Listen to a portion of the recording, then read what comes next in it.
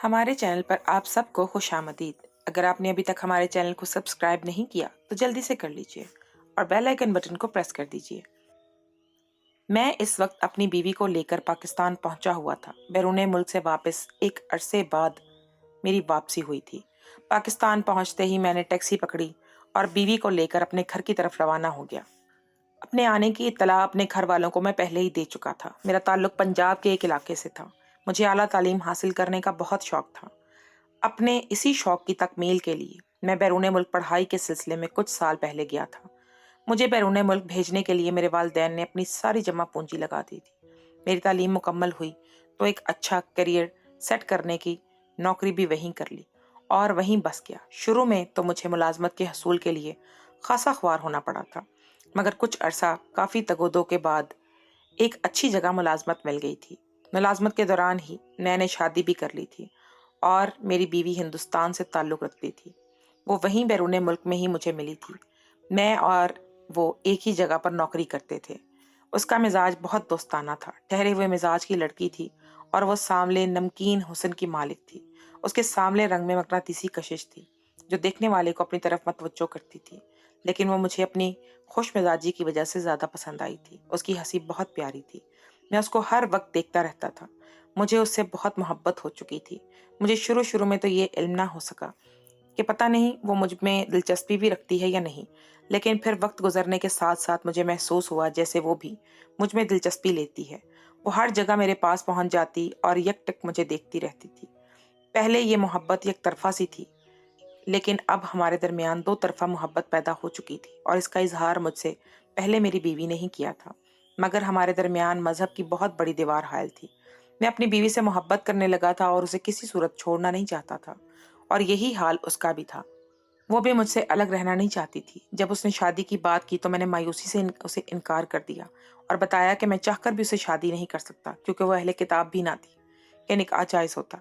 वो हिंदू मज़हब की थी और मैं अपना मज़हब इस्लाम किसी सूरत भी छोड़ नहीं सकता था, और महज निकाह की खातिर उसे इस्लाम कबूल करने को कहता तो ये भी एक गैर फितरी बात थी। मेरे इनकार पर वो चंद दिन तो खामोश खामोश सी रही, मगर उसकी हालत बहुत उलझी हुई बिखरी सी थी और वो हसरत ज़दा नज़रों से मुझे देखती रहती थी।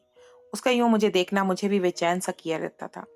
फिर एक रोज़ अचानक वो मेरे पास आई और बोली कि अगर मेरी मोहब्बत एक तरफा होती तो मैं तुम्हें भूल जाती, मगर मुझसे ये सोच कर भी रहा नहीं जा रहा कि तुम भी मुझसे मोहब्बत करते हो और यही बात मुझे पीछे हटने नहीं दे रही। इसलिए मैंने सोच लिया है कि मैं तुमसे शादी ही करूंगी। वो पुरजोश लहजे में बोल रही थी, मानो कि जैसे फैसला करके आई हो, और उसकी बातें सुनकर मेरा दिल उदासी में घिरता चला जा रहा था। मैंने जब्त करके उससे कहा कि वो चाहे भी तो भी मैं उससे शादी नहीं कर सकता, क्योंकि मेरे और उसके मजहब में फ़र्क है और ये फ़र्क हमें कभी एक नहीं होने देगा। एक मुसलमान मर्द सिर्फ मुसलमान औरत से शादी कर सकता है, या फिर उससे अहले किताब से यानी क्रिश्चियन लड़की से निकाह करने की उसे इजाज़त है।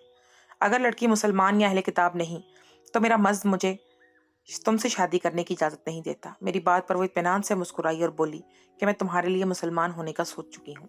तुम मुझे मुसलमान बनाओ और फिर बाकायदा तौर पर सही तरीकों से मुझे अपनी बीवी बना लो। वो पूरे दिल से इस्लाम कबूल करने का इरादा जाहिर कर रही थी। मुसलमान होने का कहकर तो उसने मेरे दिल की मुराद ही पूरी कर दी थी।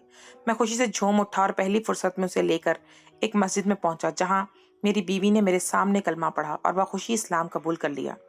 जब उसने इस्लाम कबूल कर लिया तो हमने इसी मस्जिद में निकाह भी कर लिया। यूं हमारे दरमियान मजहब का फ़र्क मिट गया और हम एक दूसरे के लिए हलाल हो गए। मेरी बीवी के वालिदैन नहीं थे। मेरी बीवी ने 3 साल की उम्र में ही यतीमी का दुख सहा था। अपने माँ बाप की इकलौती औलाद थी वो। उसके वालिदैन की एक अलमनाक हादसे में मौत वाक़या हो गई थी, जिसके बायस वो रिश्तेदारों के यहाँ पली बढ़ी थी। इसलिए उसे मुझसे शादी करने में कोई मुश्किल ना थी। जबकि मैंने अपने घर वालों को कॉल करके सब सच बता दिया और उन्हें ये भी बताया कि मैं अपनी बीवी से बहुत मोहब्बत करता हूँ, उसे छोड़ नहीं सकता। इसलिए आप भी इस रिश्ते पर राजी हो जाएं। मेरे वालिदैन ने खुले दिल से हमारी शादी को कबूल कर लिया और शर्त रखी कि मैं हमेशा के लिए अपनी बीवी को लेकर पाकिस्तान शिफ्ट हो जाऊं। इस शर्त से मुझे भी कोई इनकार ना था। मैं बखुशी मान गया और मेरी बीवी भी पाकिस्तान जाने की शर्त पर कोई एतराज़ ना दिखा रही थी। यूं मैं और मेरी बीवी अपनी नौकरी से फारिग होकर पाकिस्तान पहुंच गए। इस वक्त गाड़ी में मेरे साथ बैठी मेरी बीवी सारे रास्तों को और लोगों को गौर से देख रही थी। उसने हिजाब लिया हुआ था और बापर्दा बैठी हुई थी। मैं उसे इत्मीनान से सब रास्ते बता रहा था और वह दिलचस्पी से मुझे सुन रही थी। 2-3 घंटे की मुसावत के बाद हम घर पहुंचे तो थकन से निढाल थे। چونکہ میں پہلے ہی ہماری آمد کی خبر انہیں دے چکا تھا، اس لیے میرے والدین نے ہمارے لیے کمرہ پہلے سے ہی صاف کر رکھا تھا۔ میری بیوی میرے والدین سے بہت محبت اور احترام کے ساتھ ملی۔ اس کی نرم مزاجی، بہترین اخلاق اور پرکشش شخصیت کی وجہ سے وہ جلد سب سے دل میں جگہ بنا گئی تھی۔ میرے والدین بھی اس سے مل کر بہت خوش ہوئے تھے۔ میری بیوی بھی جلد ہی اس ماحول میں سب کے ساتھ گھل مل گئی تھی۔ میں نے چند دن آرام کرنے اور بیوی کو رشتہ داروں سے ملوانے کے بعد اپنے لیے نوکری کی تلاش شروع کر دی تھی۔ میری اعلیٰ ڈگری اور باہر کے ملک کی اچھی نوکری کرنے کے تجربے کی وجہ سے مجھے جلد بہترین نوکری مل گئی تھی۔ میری بیوی نے گھر میں رہنا بہتر سمجھا تھا اور اس کا یہ فیصلہ میرے دل میں اس کی اہمیت مزید بڑھا گیا تھا۔ میری ماں بہت شوق اور لگن سے میری بیوی کو اسلام سکھا رہی تھی اور میری بیوی ان کے ساتھ ہی نماز بھی ادا کرتی اور قرآن بھی پڑھنے لگی تھی۔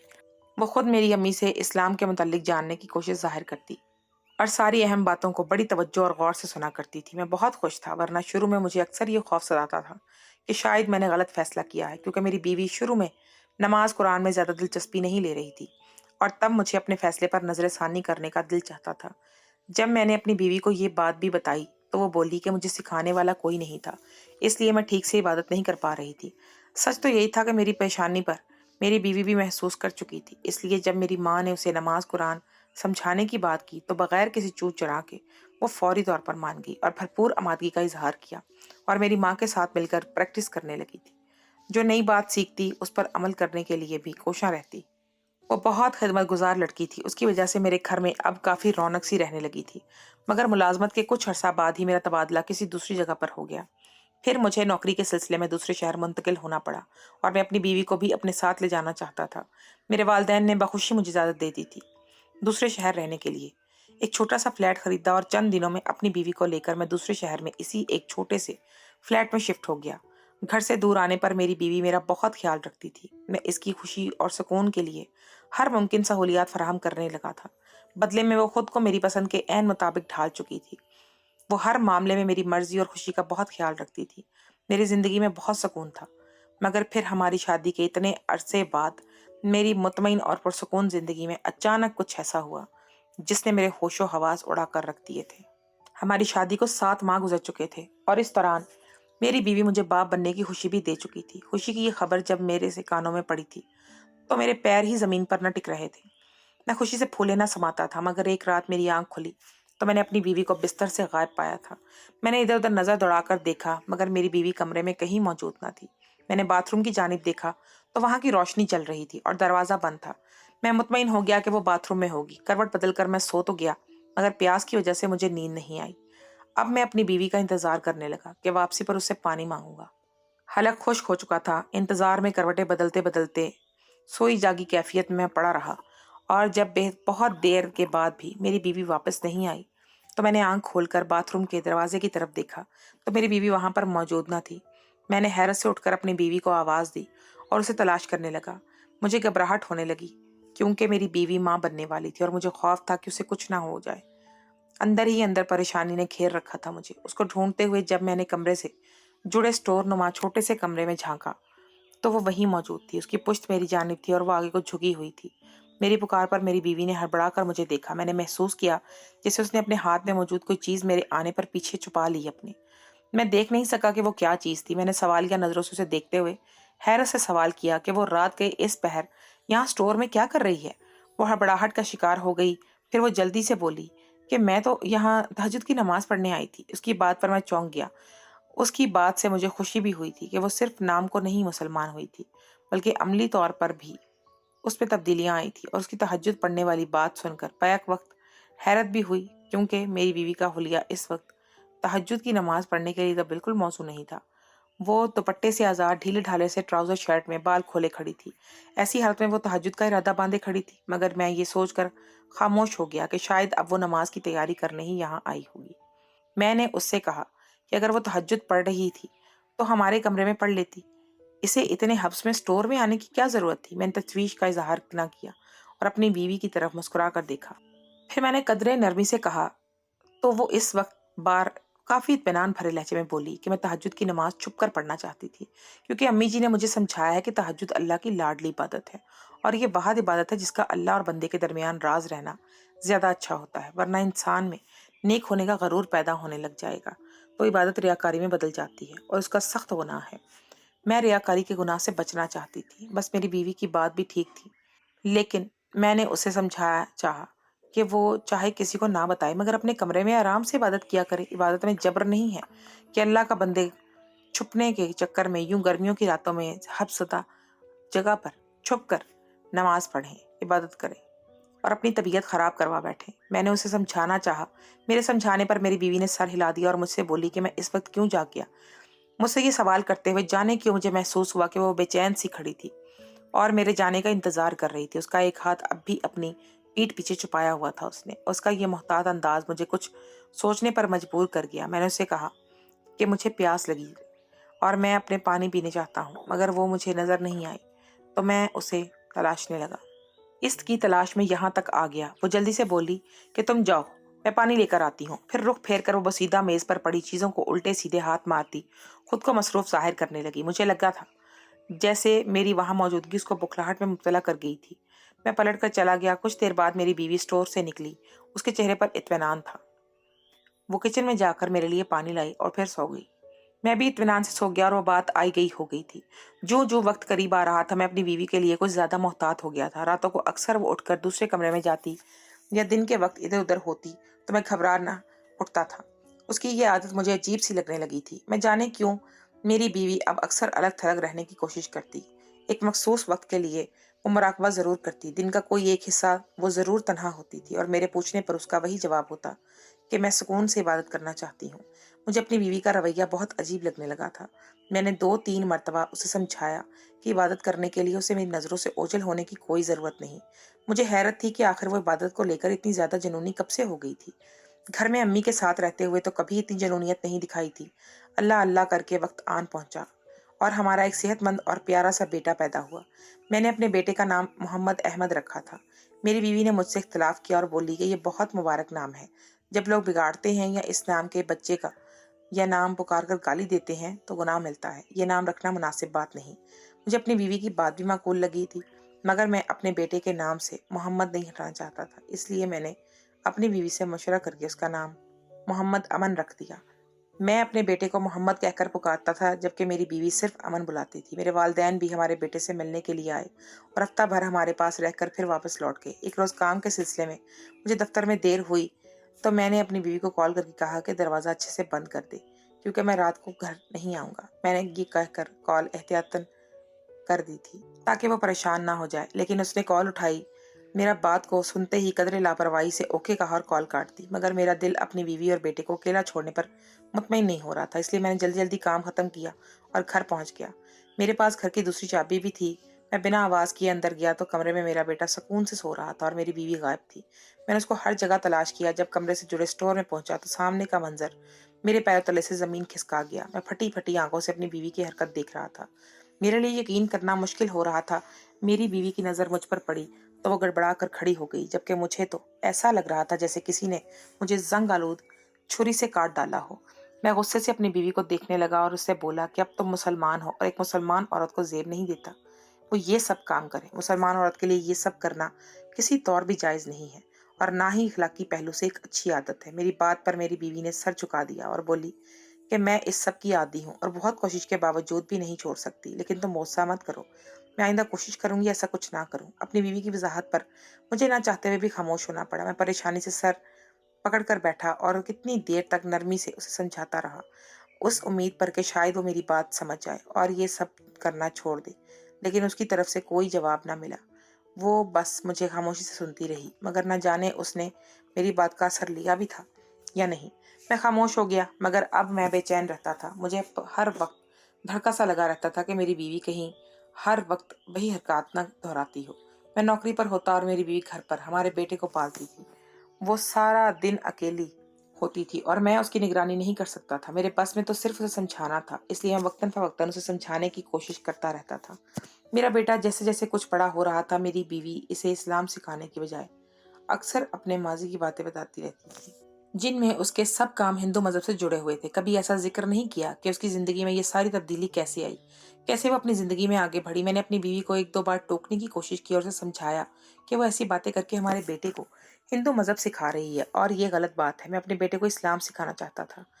اسے ایک اچھا اور باعمل مسلمان بنانا چاہتا تھا، مگر میری بات کا میری بیوی پر الٹا اثر ہوا تھا۔ وہ بری طرح رونے لگی اور بولی کہ تم اتنے تنگ دل کیوں ہو؟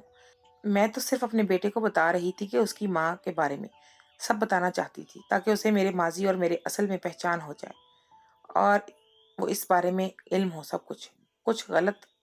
میں تو صرف اپنے بیٹے کو اس کی ماں کے بارے میں جو بتا رہی ہوں کہ تاکہ وہ یہ نہ کل کو کہے کہ اسے اب میری ماں کے بارے میں سب علم ہو، اصل کی پہچان ہو۔ کچھ غلط یا جھوٹ تو نہیں بول رہی میں اس سے۔ میں اپنی بیوی کی ان باتوں سے پریشان ہونے لگا۔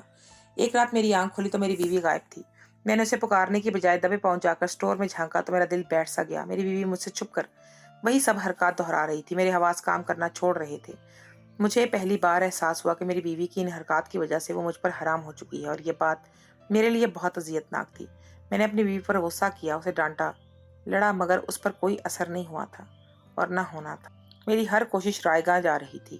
وہ بلا ناغہ رات کو وہی حرکت کوئی کرتی تھی اور میری راتوں کی نیندیں اڑ گئی تھی۔ میری بیوی میرے قریب آتی تو مجھے اس سے دور دھکیلنا پڑتا، کیونکہ وہ مجھ پر حرام ہو چکی تھی۔ میں اس کو اپنے قریب آنے نہیں دیتا تھا۔ جب میں نے یہ بات اپنی بیوی کو بتائی تو وہ ان حرکات کی وجہ سے مجھ پر حرام ہو چکی ہے تو وہ تھک سے رہ گئی اور گھبرا کر مجھ سے معافیاں مانگنے لگی۔ وہ مجھ سے بولی کہ وہ صرف عادتاً مجبور ہو کر ہی وہ سب کرتی ہے۔ اگر میں اسے پھر بھرپور وقت دوں تو شاید وہ ایسے کام ویسے ہی چھوڑ دے۔ اس کی بات سن کر میں نے اپنی بیوی کو پہلے سے بھی زیادہ توجہ اور محبت دینا شروع کر دی اور ہر وقت اسے اپنے قریب رکھنے لگا۔ میں مطمئن ہونے لگا تھا کہ اب ایسا ویسا کچھ بھی نہیں ہوگا۔ مجھے یقین ہو گیا تھا کہ میری بیوی راہ راست پر آ چکی ہے۔ مگر ایک روز میں نے اپنی بیوی کو موبائل میں اپنی بیوی اور بیٹے کی کچھ نئی تصاویر دیکھیں اور ان کی تصاویر کو دیکھ کر میرے رونگٹے کھڑے ہو گئے۔ میرے ہاتھوں سے موبائل چھوٹ گیا تھا۔ میرے گھر میں یہ سب کیا ہو رہا تھا؟ سارا دن ان تصاویر کو سوچ سوچ کر میری روح فنا ہو رہی تھی۔ وہ خود تو یہ سب کرتی تھی، اب میرا بیٹا بھی اسی کام میں ملوث ہوا جا رہا تھا۔ میری بیوی اپنے شوق اور عادت میں میرے بیٹے کو بھی استعمال کر رہی تھی۔ مجھے اپنی بے بسی پر شدید رونا آ رہا تھا، کیونکہ میں جانتا تھا اب اپنی بیوی کو سمجھانے کا کوئی فائدہ نہیں رہا تھا۔ وہ پھر سے اسی طرح رو دھو کر مجھے منانے کی کوشش کرتی، مگر چپ کر وہی سب کچھ دہراتی۔ میں اس کے رونے دھونے پر خاموشی اختیار کر لیتا۔ ایک روز میں نے اس سلسلے میں ایک مفتی صاحب سے رابطہ کیا اور انہیں اپنے بارے میں سب کچھ بتا کر حل پوچھا۔ مفتی صاحب نے بھی وہی بتایا جو مجھے خوف تھا۔ وہ بولے کہ میری بیوی مجھ پر حرام ہو چکی ہے اور اسے پھر اپنی بیوی بنانے کے لیے نہ صرف مجھے اسے کلمہ پڑھا کر دوبارہ مسلمان کرنا ہوگا، بلکہ اس کا حلالہ بھی ہونا ضروری ہے۔ حلالہ کی شرط مفتی صاحب نے مجھے تفصیل بتائی کہ میری بیوی کا نکاح کسی دوسرے مرد سے ہوگا۔ وہ مرد میری بیوی کے ساتھ ازدواجی تعلقہ قائم کرے گا، اور اگر میری بیوی کو اپنی خوشی سے طلاق دے دے تو پھر ٹھیک، ورنہ اس کی مرضی ہوگی، وہ جتنے دن چاہے میری بیوی کو اپنے پاس رکھے، اور اگر چاہے تو کبھی طلاق نہ دے۔ اس پر جبر نہیں کیا جا سکتا۔ یہ سب سن کر میرا جی چاہا دھاڑے مار مار کر روں۔ میرے لیے یہ حقیقت بہت اذیت بھری تھی کہ میں اپنی محبوب بیوی کو کھو چکا تھا۔ مجھے تو یہ اندازہ بھی نہیں تھا کہ وہ پھر سے مسلمان ہو کر اور حلالے کے بعد میری بیوی بن کر ان حرکات کو دوبارہ دہرائے گی یا نہیں، کیونکہ اسے اپنی عادت وہ کہہ چکی تھی۔ میں پریشانی میں ڈوبا ہوا تھا۔ دفتر میں بھی مجھ سے سب کام الٹے ہونے لگے۔ گھر میں میرا بیٹا بھی اسلام کی طرف سے مائل نہیں ہو رہا تھا اور اب ٹوٹے پھوٹے الفاظ بول لیتا تھا۔ اور ایک روز میں نے اسے سکھانے کے لیے جب کہا کہ ہمارا اللہ کون ہے، تو اس کے جواب میں سر پہ ساتوں آسمان گرا دیے اس نے۔ وہ ہندو مذہب کے خداؤں کے نام لے رہا تھا۔ میری آنکھیں بھر آئیں۔ ایک مسلمان باپ کی اولاد جس نے پیدا ہو کر کانوں میں اذان تک دلوائی تھی، وہ آج اتنا بھی نہیں جانتا تھا کہ ہمارا اللہ کون ہے۔ میرا بیٹا کیا کیا کچھ سیکھ رہا تھا اور میں کچھ نہ کر سکا۔ میں کتنی دیر چیخ چیخ کر اللہ کا نام دہراتا رہا۔ کچن میں کام کرتی میری بیوی بھاگ کر کمرے میں آئی تو مجھے دیکھ کر گھبرا گئی۔ میں اپنے بیٹے کو سینے سے لگائے زور زور سے اللہ کا نام لے رہا تھا۔ میرا دل پھٹنے والا ہو رہا تھا۔ کاش میرا بیٹا بولتا تو پہلا لفظ اللہ ہوتا، تاکہ وہ سب غیر ضروری الفاظ میں زخمی ہو کر اپنی بیوی کو دیکھنے لگا۔ وہ پھٹی پھٹی آنکھوں سے مجھے دیکھ رہی تھی۔ میں نے چیخ کر اس سے سوال کیا کہ اس نے میرے سامنے والا کلمہ پڑھا تھا، نماز سیکھی تھی، اللہ کو پکارا تھا، وہ پھر بھی یہ سب کیوں اب کر رہی تھی؟ وہ مسلمان ہو چکی تھی تو پھر اسٹور میں چھپ کر پتھر کے بنے چھوٹے چھوٹے بتوں کے سامنے کیوں جھکتی تھی اور ہاتھ باندھتی تھی؟ کیوں کر وہ کلمہ توحید پڑھ کر بھی شرک کیسی کرتی تھی؟ پر میری بیوی نے میرے سوالات پر انکار کرنا چاہا تو میں نے اس کا موبائل اٹھا کر وہ سب تصاویر اس کے سامنے کر دی جن میں میری بیوی اور میرے بیٹے کا حلیہ ہندو والا بنا ہوا تھا۔ اس نے میرے بیٹے کے ماتھے پر سرخ نشان لگایا ہوا تھا۔ میری بیوی سر جھکا گئی اور بولی کہ وہ کبھی دل سے مسلمان نہیں ہو پائی تھی، اسے کبھی بھی اسلام قبول کرنے میں رغبت محسوس نہ ہوئی تھی۔ وہ مجھ سے دور رہ کر نہیں رہ سکتی تھی، اس لیے اس نے میرے اطمینان کے لیے کلمہ پڑھ لیا، مگر وہ مسلمان کبھی نہیں تھی۔ یہ سن کر مجھے رونا آیا اور مفتی صاحب کی بات یاد آئی کہ بیٹا اسلام اللہ کا دین ہے اور اسے اللہ کے لیے ہی قبول کیا جائے تو سچا ہوتا ہے. کسی کو اپنے لیے مسلمان کرو گے تو وہ کبھی دل سے اللہ کو قبول نہیں کرے گا. جو انسان اللہ کو سمجھ کر اللہ کے لیے اس کے دین کو اپناتا ہے اسی کے دل میں اسلام اجاگر ہوتا ہے، ورنہ نہیں. عمل تو خالص اللہ کے لیے ہوتا ہے. انسانوں کے لیے کیے جانے والا عمل نیکی میں آگے نہیں بڑھتا. آج میں اپنے بچے کا باپ بن چکا ہوں اور میرے پاس اپنی بیوی سے علیحدگی کے علاوہ کوئی راستہ نہیں بچا تھا، کیونکہ اس کے دل میں آج بھی کفر قائم تھا.